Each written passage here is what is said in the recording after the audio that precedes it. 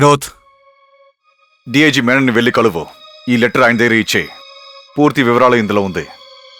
ఇంకెవరిని నువ్వు కలవద్దు.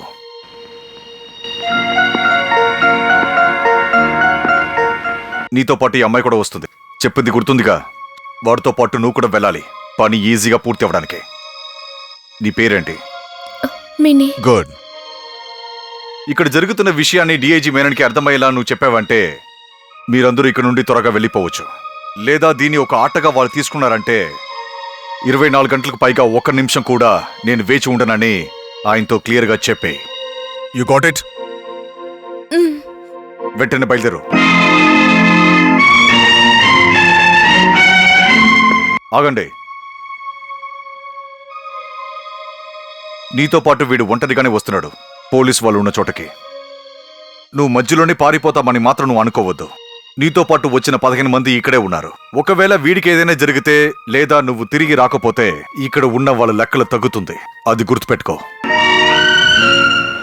నాకు తెలుసు. Good. You may go now.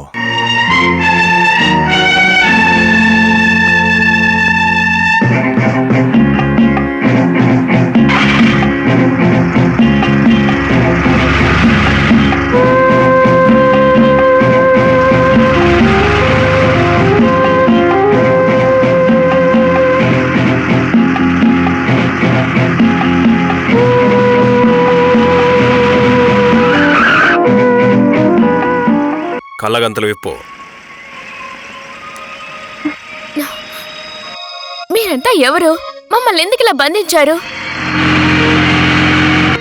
మీ నాయకుడు ఎవరు? ఆయన పేరేంటి?